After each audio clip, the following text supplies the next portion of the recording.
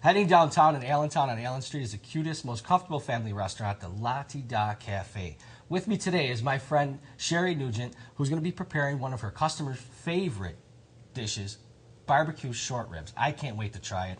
It's going to be a one-pot meal. It's going to take about 3 hours to make. Let's get started. Well, we're going to start with the boneless short ribs. Okay. And we're going to season them a little bit. Little salt and pepper. Little salt and pepper. I see you use a nice coarse salt. It's wonderful. It dissolves nicely. All right. We're going to put these in this pot over here. So braised short ribs, you don't want to add a lot of extra oil to it because the fat in the meat is going to make it sear and seal all those juices inside. So we're going to cover our pot there, and I got it on almost like a medium heat. Yeah. We want it to brown. Just to get a little seal on it. And while our meat's getting ready, we're going to cut some vegetables. We've got some beautiful vegetables. Today we're using celery. Parsnips and carrots. Beautiful. And onion. All she did was peel them and rough chop them. You don't have to be really uniform about it because what we're going to do is cook those down with the short ribs and make a stock. So we'll add these. Mm-hmm. Perfect. This is one of my favorite dishes. It's like you were telling me earlier, you can throw it in the oven and go to church, and when you get back, it's ready. Absolutely. So now we're going to add some beef stock. All right. Now, if you don't make your beef stock at home, you could use a consomme out of a can. I hate to say that. Well, yes, you can. Okay. You can use purchased beef stock.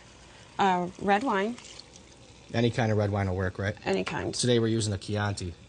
What else, right? Absolutely. Nice dry red wine. Crushed red. Okay, for that little kick. Some bay leaf. Nice. And stewed tomatoes, preferably not flavored or seasoned with basil. That is the acid that we need to break the meat down. Okay. And it tenderizes them and makes them really fork tender and delicious. And garlic. What dish doesn't have garlic in it? Absolutely. Right, you need garlic in just about everything. Lots Perfect. of garlic. Okay. And this is simple. That's it. That's it.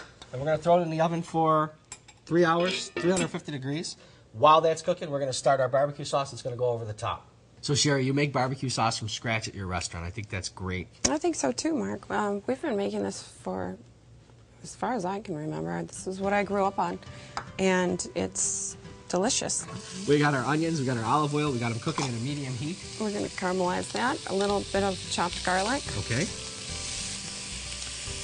Some crushed red. Gonna kick it up a notch with that. Yes. Okay. And I'm gonna.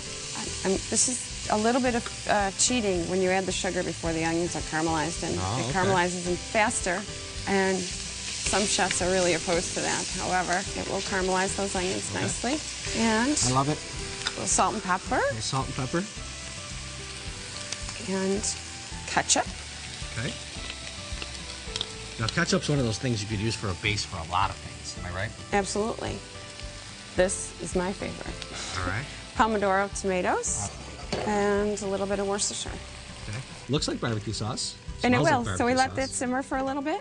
Well, let's get the short ribs out of the oven. Get the sauce on top. I'm starving. I can't wait to eat it.